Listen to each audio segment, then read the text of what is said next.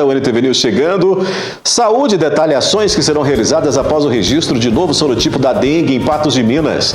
Você vai ver que o governo monitora o mercado e investiga reajustes irregulares nos combustíveis. Na edição desta quarta-feira, a gente também vai mostrar. Operação apreende insumos agrícolas e lacra depósito em Patos de Minas. As implicações na possível classificação de organizações criminosas em grupos terroristas. Hemocentro faz balanço de campanha para doações de sangue destinadas à Zona da Mata. Cantora relata superação pós-diagnóstico de surdez. Mãe com 5 filhos pede ajuda para se manter. Exposição ao sol, alterações hormonais e manchas na pele. Saiba como controlar o melasma. Cresce a busca por remédios para emagrecer e especialistas alertam para riscos à saúde. Trend violenta nas redes reacende debate sobre limites e a violência contra a mulher. Governo monitora mercado e investiga reajustes irregulares nos combustíveis. Agora no NTV News.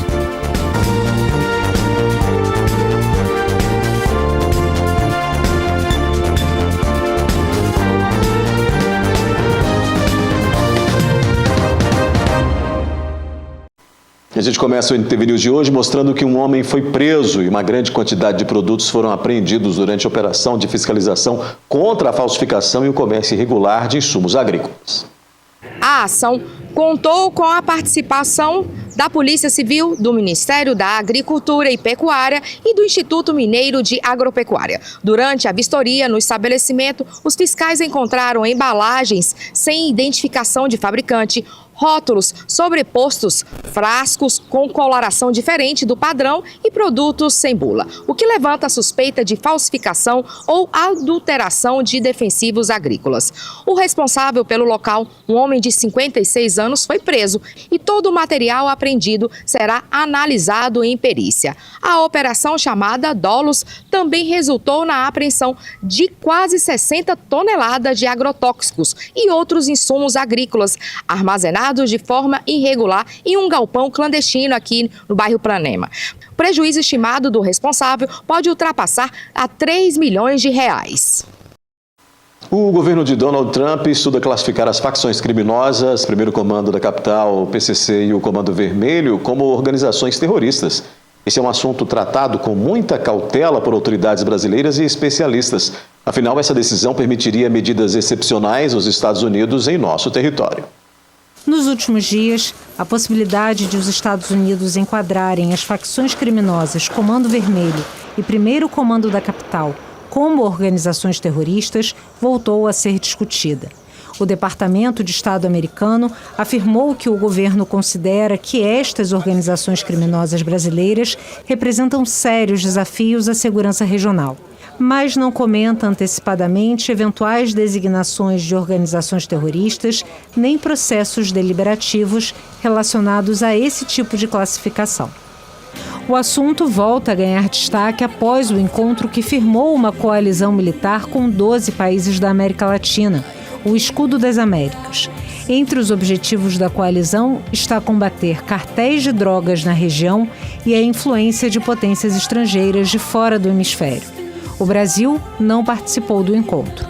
A classificação das organizações criminosas como terroristas vai além da nomenclatura. Os Estados Unidos poderiam influenciar ou mesmo justificar ações militares em território brasileiro para combater as facções, a exemplo do que já acontece nos países vizinhos, Colômbia e Venezuela. Quando a gente trata alguém como terrorista, você autoriza medidas de excepcionalidade. E importante no contexto americano, organizações consideradas terroristas podem ser atacadas em qualquer lugar do mundo, independente de onde elas estejam. Aqui no Brasil, a Lei Antiterrorismo, de 2016, define o terrorismo como atos cometidos com a finalidade de provocar terror social ou generalizado, motivados por xenofobia, discriminação ou preconceito de raça, cor, etnia e religião. O objetivo é político e ideológico. E isto é o que diferencia o crime de terrorismo do que as organizações criminosas praticam. O objetivo das facções criminosas é econômico. Cada país tem sua legislação antiterrorista, o Brasil também tem a sua, mas a maior parte das definições contemplam o terrorismo como uma atividade criminosa e violenta dirigida a um objetivo político, coisa que as facções criminosas obviamente não têm, né? Eles não querem derrubar o governo, eles querem ganhar dinheiro. O Comando Vermelho, com origem no Rio de Janeiro no fim da década de 1970, e o primeiro Comando da Capital, que surgiu nos anos 1990 em São Paulo, são hoje facções criminosas presentes em todo o Brasil.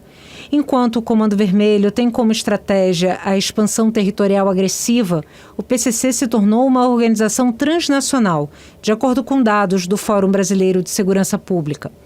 Vários projetos de lei no Congresso Nacional já propuseram o enquadramento das organizações criminosas como terroristas. É evidente que os grupos criminosos, as facções criminosas no Brasil e em vários países da região constituem uma ameaça muito séria para a segurança pública, mas eles têm que ser combatidos sobretudo com investigação. Se a nossa ideia é aumentar o cerco militar ou de violência contra esses grupos, a gente já tem ferramentas para isso. A gente não precisa classificá-los como terroristas.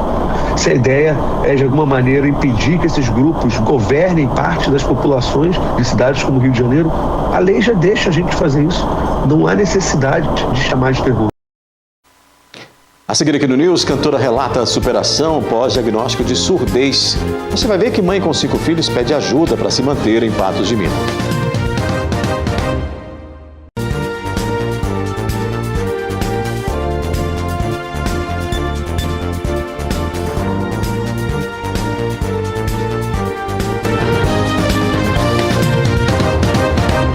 A gente começa esse bloco mostrando o apelo de uma mãe com 5 filhos que passa por dificuldades e precisa de ajuda para se manter em Patos de Minas. A rotina dentro de casa, que deveria ser sinônimo de proteção e tranquilidade, tem sido marcada pela insegurança para uma mãe e seus 5 filhos. Sem outra fonte de renda além do Bolsa Família, ela conta que não consegue trabalhar fora neste momento porque precisa cuidar das crianças. A dificuldade financeira acabou levando a família a morar de favor em uma casa que, segundo ela, se tornou um ambiente perigoso. Eu estou morando numa casa que foi me cedida como favor. Porém, o dono da casa, ele é alcoólatra, né? Ele não tem segurança nenhuma aqui na casa. E não tá tendo como eu sair para trabalhar e deixar as crianças em casa. Tipo, tem criança que estuda de manhã e criança que estuda à tarde. Então, eu não tenho esse controle de eu dizer assim, não, fulano vai chegar e vai mandar fulano e tá tudo de boa em casa. Não tem como. E nessa minha insegurança, por causa da casa ser no estado que é, todo mundo entra, bêbado, drogado, é o Bolsa Família, é R$1.100. Não dá para dizer assim, eu vou fazer, não dá. É pagar aluguel, água e luz e ir lá para comer, porque às vezes nem para comer não dá direito. A sorte é que ganha sexta. Ela veio de Barretos para Minas Gerais em busca de melhores condições de vida, mas acabou encontrando abandono e uma realidade onde cuidar de 5 crianças sozinha não é uma tarefa fácil. Porque lá é uma cidade que ela é boa de serviço só na época da festa do peão. Na época de agosto tem serviço, fora agosto não tem serviço, só tem para quem é médico e trabalha no Hospital do Câncer. Caso contrário, o povo fica todo mundo, é igual no norte, não tem serviço. E aí eu conheci o pai dos meninos, o pai dos meninos falou assim, não, vamos para Minas trabalhar, que lá tem serviço. De um jeito ou do outro você não fica parada. E aí aqui em Minas eu já morei na Serra, já morei em Patrocínio. Só que a gente brigava muito e eu vim para Patos. E aí estou aqui até hoje. Enquanto a luta diária continua, ela faz um apelo à solidariedade da população. Qualquer ajuda, seja na indicação de uma casa com aluguel acessível ou apoio para que a família consiga sair dessa situação, pode representar uma nova chance de esperança. A casa é assim, ele bebe, ele quebra janela, ele quebra porta, ele começa a tacar pedra, sabe? Porque assim, eu não sei dizer o porquê que ele faz isso, mas ele bebe e faz essas coisas aí que a gente fica com muito medo.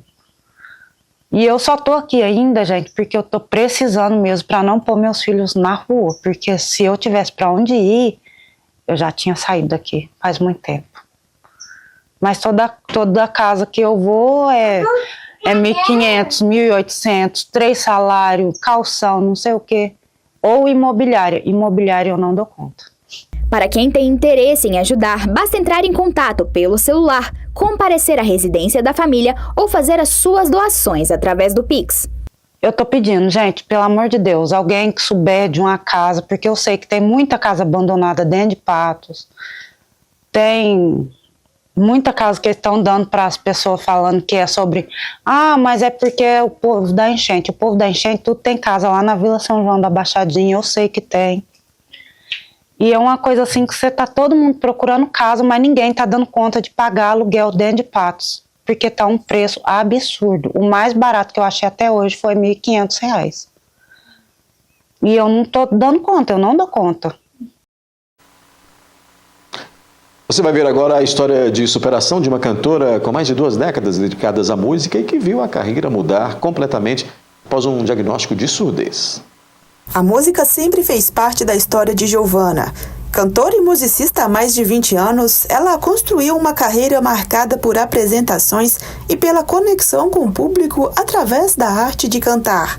Mas, em 2014, um diagnóstico inesperado de surdez mudou completamente o seu caminho. Desde que eu fui crescendo, eu sempre tive muita clareza, assim, que a música era o que eu queria fazer da vida.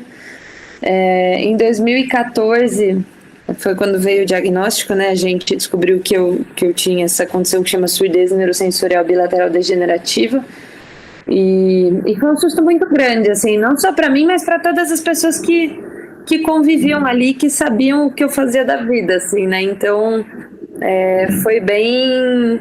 Na época, assim, deu uma insegurança muito grande com relação a como as coisas iam acontecer dali para frente. A notícia trouxe não apenas desafios físicos, mas também questionamentos sobre o futuro e sobre como continuar vivendo aquilo que sempre foi o seu propósito. E mesmo diante dessa mudança, a cantora decidiu transformar o momento de incerteza em reflexão. Foi dessa experiência que nasceu o livro Propósito e Encanta. Hoje, quando a gente fala de carreira, é muito ilusório achar que a gente vai traçar um plano ali, um planejamento, e que tudo sempre vai sair do jeitinho que a gente espera que saia, né? Mas a gente ter essa clareza do propósito muda a forma como a gente reage quando as coisas saem do controle. E eu acho que para mim a música era um propósito tão claro já há tanto tempo, que enquanto todo mundo estava naquele modelo mental assim do nossa, ela não vai mais conseguir tocar, ela não vai mais conseguir cantar, para mim tinha uma sensação muito de ok, o cenário agora é esse, o que eu vou ter que fazer de diferente para continuar fazendo? Então eu acho que foi mais ou menos por esse caminho. Mesmo com as limitações da audição, a artista encontrou novas formas de continuar no palco. Hoje ela utiliza vibrações do som como referência para cantar e se apresentar. Quando eu descobri que eu estava ficando surda, depois de um tempo assim que eu voltei a tocar, não foi uma coisa que eu acordei um dia e falei assim, nossa, não vou começar a tocar pela vibração. Mas eu percebi assim nos últimos tempos que cada vez que eu tocava e cantava, eu terminava o show com muita dor no corpo. Então, e eu comecei a perceber que eu estava cada vez mais apertando o violão. Eu espremia, na verdade, o violão no meu corpo. Então, o meu corpo ele já estava começando a fazer essa adaptação sem eu perceber. E quando eu percebi que isso estava acontecendo, foi mais uma questão de afinar o processo mesmo, assim, sabe? De refinar isso aí, de deixar isso mais sob controle. Então, eu lembro que foi um reaprendizado muito grande, um reaprendizado muito sem referência, porque não tinha um tutorial no YouTube que fala assim, aprenda a tocar pela vibração, né? Então foi um reaprendizado e uma descoberta, uma redescoberta da música. Essa nova forma de sentir a música já levou Giovana a grandes palcos como o Rock in Rio. Uma trajetória que mostra que, mesmo diante das mudanças, é possível encontrar novos caminhos e manter viva a própria essência. Uma das coisas que a gente tem postergado muito, esperando as coisas ficarem mais calmas, esperando as coisas estarem mais sob controle, é a nossa felicidade. E a gente não precisa esperar estar tudo 100% sob controle para escolher ser feliz. Aliás, muito provavelmente a gente sempre vai estar equilibrando algum pratinho, a gente sempre vai estar com alguma pendência, e a gente tem que aprender a ser feliz no processo, entendeu? É um pequeno exercício de otimismo diário. O ser humano ele não tem uma chave liga, desliga. Então, é um exercício de otimismo diário, a gente começar a exercitar isso no nosso dia a dia, sabe? Dá para ser feliz no meio do caos, dá para ser feliz no meio do processo, mas a gente tem que entender a visão privilegiada, a gente tem que assumir uma visão privilegiada daquilo que a gente está vivendo.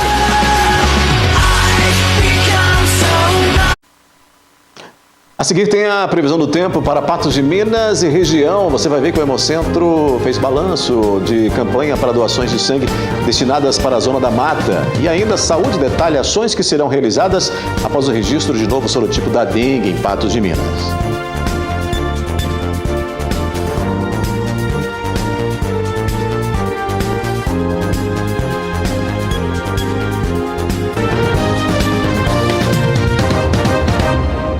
A Secretaria Municipal de Saúde promoveu nesta quarta-feira uma coletiva de imprensa para divulgar as ações que serão realizadas após o registro do primeiro caso da dengue do sorotipo 3 em Patos de Minas.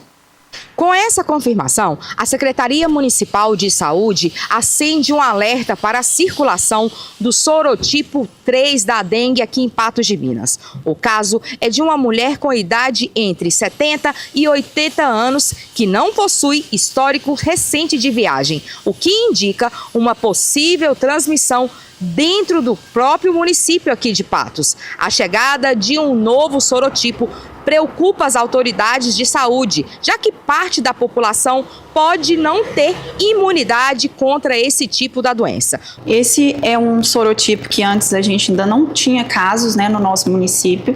Lembrando que a dengue são 4 sorotipos: o DEN1, o DENV2, o DENV3 e o DENV4. Significa que a população, a maioria dela não está imune a esse sorotipo.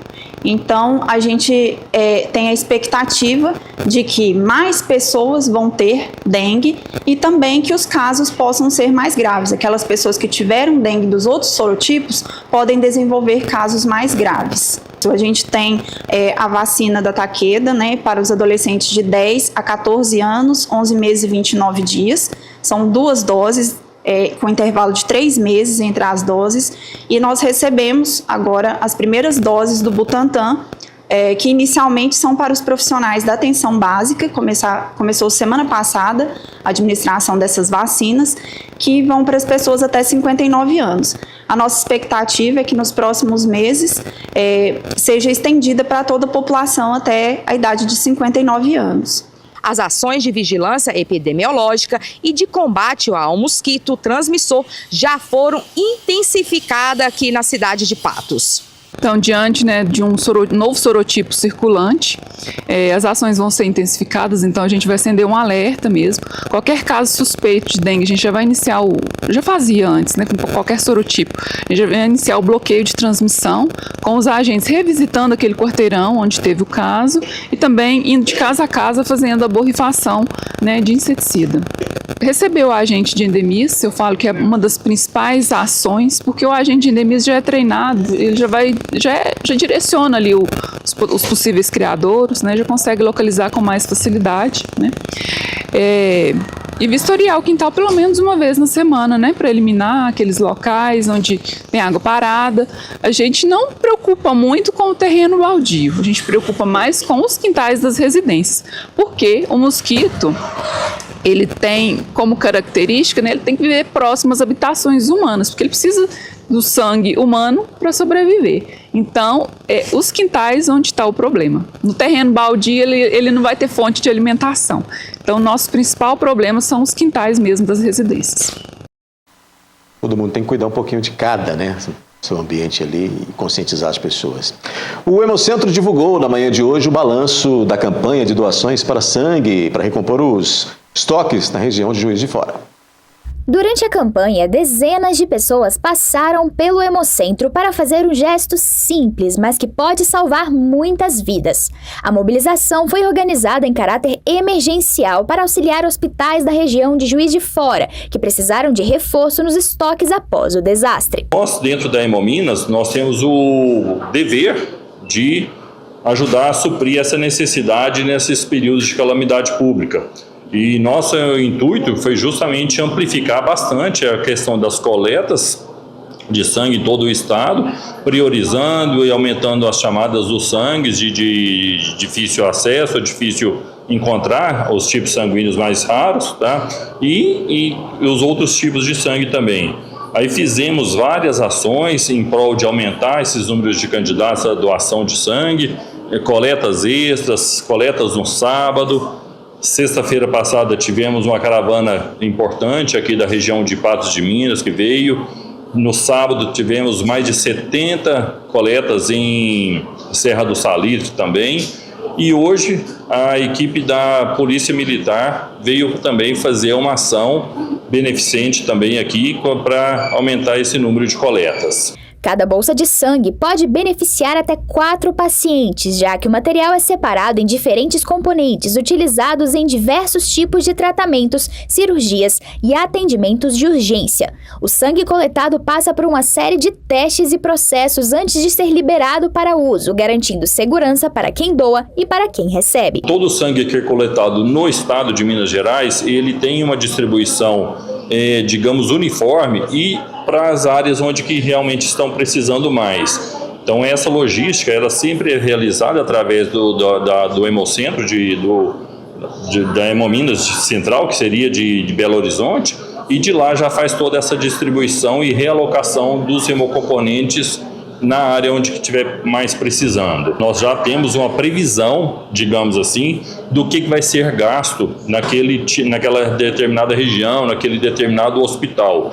Então, baseado nisso, nós já temos essa previsão e já temos um estoque que a gente chama de estoque mínimo, que é o estoque de segurança para a gente trabalhar com segurança.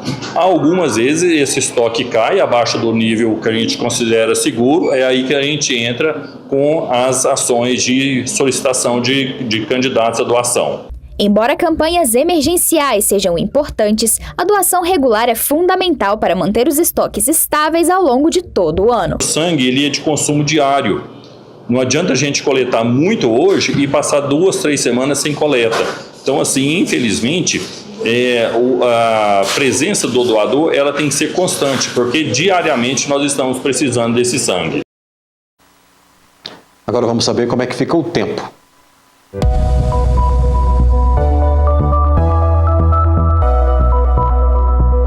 Previsão do tempo. Oferecimento New Color. Óticas New Color. Pensou em ótica? Lembrou New Color. A quinta-feira deve ser com céu nublado e pancadas de chuva e trovoadas isoladas. A umidade relativa do ar registra 70%. Em Patos de Minas, mínima de 20 e máxima de 27 graus. Em Guimarães, variação de 19 a 25. Em João Pinheiro, de 20 a 30 graus. Em Coromandel, de 20 a 29. Em Varjão de Minas, a máxima prevista é de 27 graus. E em Arapuá, mínima de 20 e máxima de 25 graus nesta quinta-feira.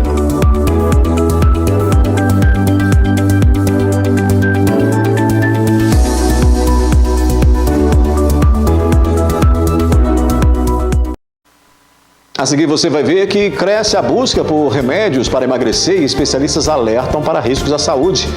E ainda exposição ao sol, alterações hormonais e manchas na pele. Saiba como controlar o melasma.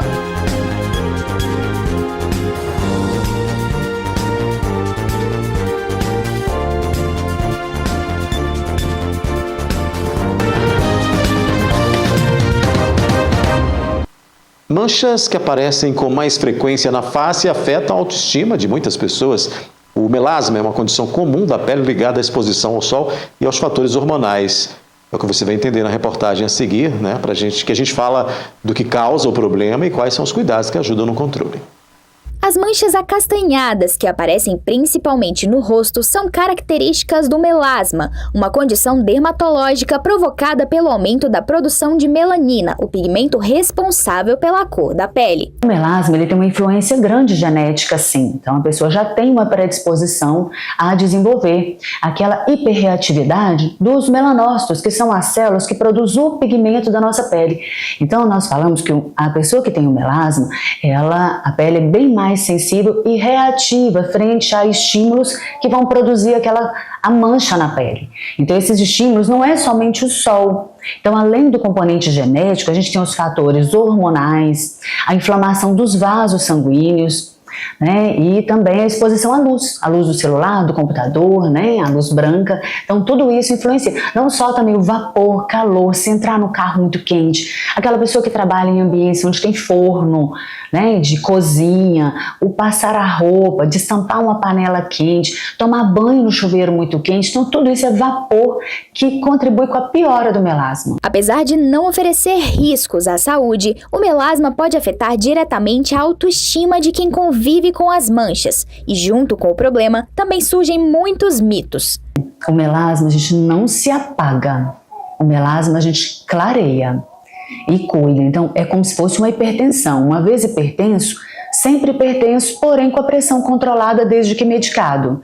Com o melasma, da mesma forma, quando você trata, a mancha vai ficar clarinha. Eu tenho melasma, né? A mancha nesse momento ela está clarinha, praticamente imperceptível.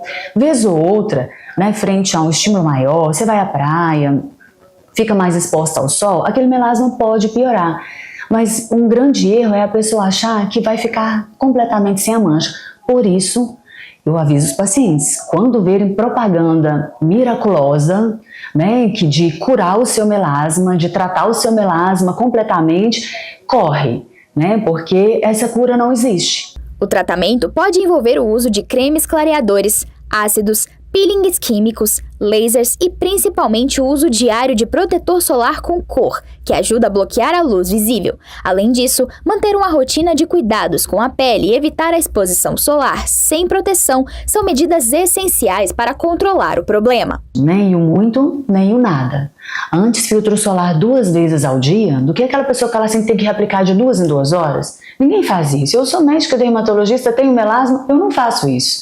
Então 2 vezes ao dia é mais que suficiente. Filtros solares, né? A gente tem marcas que são melhores, outras nem tanto. E de todos os valores de protetor solar também. Então, o importante é você achar um que seja adequado para a sua pele. Protetor solar para o melasma deve ser com pigmento, porque o pigmento é uma forma de bloqueio e proteção solar, né? Então, ele deve ser reaplicado, é um protetor de alta cobertura. Existem filtros solares que têm ativos que são clareadores nas suas fórmulas, e eu tenho alguns de preferência, né, que eles auxiliam no clareamento da pele e devem ser usados pela manhã, pelo menos, e após o almoço. E diante de uma exposição mais intensa, quando a gente vai à praia ou ao clube, a gente reforça mais ainda essa proteção, além dos outros bloqueadores, né, chapéu, sol, procurar pela sombra e evitar também aquelas fontes de calor. Por isso, ao notar o surgimento de manchas na pele, o ideal é procurar um dermatologista. Somente um profissional pode indicar o tratamento mais adequado e acompanhar a evolução do quadro. Principalmente para quem nunca tratou, quando ele inicia o tratamento, é o melhor resultado que a gente tem. Clareia rapidinho. Aí clareou, o que a pessoa faz? Abandona o tratamento. Ela fala, não, já está clarinho, não precisa de mais nada. Esse é o grande erro, porque quando a mancha voltar, e ela vai voltar, aquilo que a pessoa usou anteriormente e clareou, não vai clarear mais da mesma forma. Lembrando que o melasma é uma pele extremamente reativa. Aquilo que deu certo para um, não necessariamente vai dar certo para mim, pelo contrário, pode piorar o meu caso. Então, o melasma é uma condição que precisa ser tratada. Então, o tratamento ele deve ser inteligente, direcionado para cada paciente. Aquilo que serviu para mim não necessariamente vai servir para o outro. A gente continua falando de saúde. A busca por medicamentos para emagrecer cresce e muito em todo o país. Mas junto com a promessa de resultados rápidos, especialistas fazem um alerta. O uso sem orientação médica e a circulação de remédios falsificados podem colocar a saúde em risco. A busca por perder peso mais rápido tem impulsionado o mercado de medicamentos para emagrecer. De acordo com dados da Associação de Distribuidores Farmacêuticos do Brasil, a venda de medicamentos para o emagrecimento cresceu 78,3% no país entre 2021 e 2025. Desde que lançou as canetas emagrecedoras, o mercado vem crescendo, de acordo com a procura. Mais de um tempo para cá, com as novidades, e o empenho também da população para alcançar um resultado mais positivo, as vendas aumentaram muito. O volume passou de 4,1 milhões de unidades vendidas em 2021 para mais de 7,3 milhões em 2025. O maior crescimento aconteceu no último ano analisado, com alta de 39,1% nas vendas. O Ozempic, o Wegovy, As canetas emagrecedoras já eram muito procuradas, mas agora, com o lançamento do Mounjaro, né, teve uma procura ainda maior, tendo em vista que o resultado dela também acaba sendo mais eficaz. O aumento na procura pelo corpo ideal também levanta um alerta. Especialistas reforçam que o uso desses medicamentos precisa sempre de prescrição médica, já que podem provocar efeitos colaterais e trazer riscos à saúde quando utilizados de forma inadequada. Outro problema que preocupa é a circulação de medicamentos falsificados ou vendidos irregularmente, principalmente na internet ou nas redes sociais. É muito importante, né, que a população compre em lugares registrados na Anvisa, com acompanhamento da vigilância sanitária, né? As farmácias aqui em Patos de Minas têm que estar aptas a poder comercializar o medicamento, né? Até porque é um medicamento que tem que ser mantido em refrigeração, tá? Mantido num controle de temperatura muito rígido. E esses que vêm do exterior, a gente não sabe, né, o controle de qualidade que o país tem sobre esse medicamento, né? E como que ele é transportado até aqui também. Então, assim, é muito importante que a população esteja ciente da onde compra o medicamento, né? Da procedência dele e principalmente da questão do armazenamento também. A orientação da farmacêutica é clara. Antes de iniciar qualquer tratamento para o emagrecimento, o ideal é procurar um médico para receber a orientação adequada. A gente tem que procurar o profissional para poder ver se realmente a gente pode estar usando esse medicamento sem causar problemas nenhum e além de ser comercializado também com a venda e retenção da receita, né? Ele é um antagonista, né, do hormônio do GLP-1 e do GLP, que ajuda sim a controlar, né, a digestão do alimento, né, no organismo da gente e assim facilitando também a perda de apetite. Ele também é muito usado no uso de para controlar, né, o nível de glicose, no caso de diabéticos também. E aí sim é onde que o pessoal se confunde muito, porque às vezes o pessoal deixa de usar para uma doença, para um tratamento de uma doença, pensando apenas na estética. Além do acompanhamento profissional, hábitos como alimentação equilibrada, prática de atividade física e o acompanhamento de saúde continuam sendo os caminhos mais seguros para quem deseja perder peso. A caneta emagrecedora, ela não faz um milagre, né? Ela ajuda sim no procedimento, mas é muito importante que o paciente tenha um acompanhamento com um nutricionista, né? Com um nutrólogo também, para poder ver isso certinho, com um endocrinologista, para a gente poder acompanhar a questão também hormonal, né, do paciente, e não é usado apenas por estética. A seguir, o governo monitora o mercado e investiga reajustes irregulares nos combustíveis e trend violenta nas redes reacende debate sobre limites e a violência contra a mulher.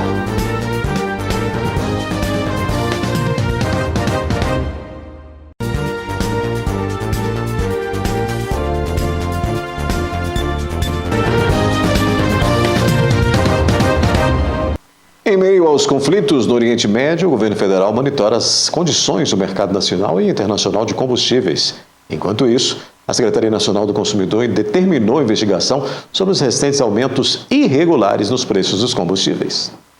A Secretaria Nacional do Consumidor pediu ao Conselho Administrativo de Defesa Econômica que investigue aumentos recentes nos preços de gasolina e do diesel em diferentes estados do país.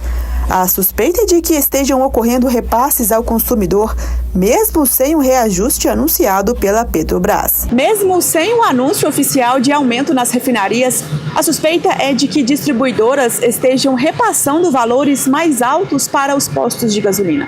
Em Patos de Minas, um representante do setor afirmou que algumas distribuidoras justificam os reajustes citando a alta no preço internacional do petróleo e os conflitos no Oriente Médio.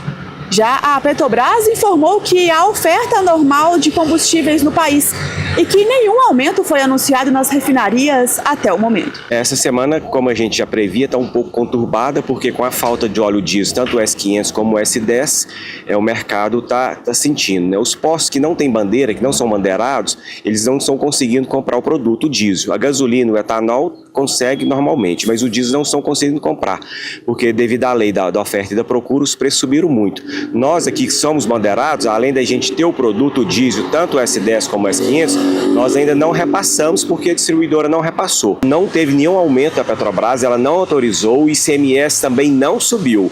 O que acontece é a lei do mercado, né? A Petrobras diminuiu a cota, né? Eu sou distribuidor aqui da distribuidora Rio Branco, então a nossa cota diminuiu. Se eu comprava 10 mil litros de combustível, eles estão me vendendo 5. É o que está acontecendo, mas não está faltando. Nos últimos dias, sindicatos do setor relataram que distribuidoras já estariam elevando os valores ou prevendo reajustes em várias regiões do país. Em alguns estados, o diesel chegou a registrar alta de até 80 centavos por litro, enquanto a gasolina teve aumentos de até 30 centavos em algumas regiões do país. Teve um comunicado agora há pouco que a distribuidora vai repassar em torno de 10 centavos o preço do diesel. Aí nós vamos ter de repassar, mas por enquanto a gente está mantendo os preços e, né, muita gente perguntando, porque tem posto que está vendendo óleo diesel de R$ 7,50, de R$ 8,00, é porque os postos que não são bandeirados não estão conseguindo comprar porque não tem o produto. O responsável pelo estabelecimento explica que a situação tem sido impactada, principalmente no abastecimento de diesel. Com a falta do óleo diesel, tanto o S500 quanto o S10, postos que não são bandeirados estão com mais dificuldade para comprar o produto. A gasolina pode ser um caso ou outro que esteja faltando, mas não há risco nenhum de desabastecimento da gasolina e do etanol. Nem no óleo diesel não há risco de desabastecimento. O problema é que quando falta, aí todo mundo quer o produto, quer comprar e acaba não tendo. Então eu peço para as pessoas terem um pouco de calma, um pouco de paciência e tranquilidade, que com certeza não vai faltar, assim, de não ter de jeito nenhum para comprar. Segundo ele, a procura pelo combustível aumentou nos últimos dias, principalmente por parte de produtores rurais. Mas a orientação é manter a calma. Eu acho que tem que ter paciência, como eu disse, tranquilidade para a gente ver os próximos dias, né? Tem a expectativa da guerra lá terminar e voltar a passar o produto, o petróleo lá onde eles estão barrando. Vídeos em que homens simulam agressões contra mulheres após serem rejeitados viraram trends nas redes sociais e têm causado indignação. Vídeos que simulam agressões contra mulheres começaram a circular nas plataformas digitais. Nas gravações, homens encenam situações em que reagiriam com violência após serem rejeitados. O conteúdo tem gerado críticas e levantado um debate sobre os limites entre humor e incentivo à violência. Uma trend que tem que ser reprimida, tem que ser cessada imediatamente, porque não existe essa trend de que eu estou me preparando para agressão. Isso traz más lembranças, traz gatilhos negativos, principalmente para vítimas de violência doméstica, a Lei Maria da Penha. Então, é uma trend muito perigosa, tanto é assim que as autoridades já estão coibindo para parar com essa trend imediatamente. O advogado alerta que conteúdos que simulam agressões podem contribuir para normalizar comportamentos violentos, principalmente quando apresentados como entretenimento. Dependendo do contexto, esse tipo de publicação pode até violar regras das plataformas e gerar responsabilização jurídica. O advogado explica que a internet não é uma terra sem lei e que conteúdos que incentivam ou banalizam a violência podem trazer consequências legais. Vai contra as diretrizes da Lei Maria da Penha. Então, a partir do momento que a Lei Maria da Penha vem para criar uma proteção, tanto é assim que teve aumento de penas na Lei Maria da Penha, descumprimento, feminicídio, e vem uma trend dessa, aí está indo contra a lei, está indo contra as diretrizes, realmente tem que ser proibido. A discussão ganha ainda mais peso diante da realidade da violência contra a mulher no país. Segundo dados do Ministério da Justiça e Segurança Pública, o Brasil registrou 1.547 feminicídios em 2025, uma média de 4 casos por dia.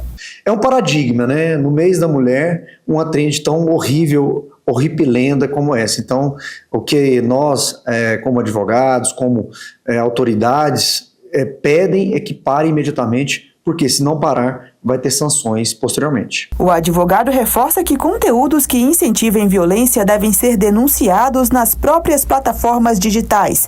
Além disso, qualquer situação de violência contra a mulher também pode ser denunciada pelos canais oficiais, como o telefone 180, que funciona em todo o país. Procure imediatamente a Delegacia da Mulher. Também tem os canais de privacidade das redes sociais, seja qual for, e também pode procurar o Ministério Público, que aí o Ministério Público, que é o fiscal da lei, ele pode notificar tanto a plataforma e também investigar as pessoas que estão fazendo aquela trend. Então, é muito cuidado, isso é tão importante falar, para quem está fazendo a trend, pode estar alimentando um crime e ainda pode sofrer um processo depois. Com essa, o NTV News termina. Outras notícias, você acessa o portal patosja.com.br. Obrigado pela sua companhia, a gente se encontra amanhã.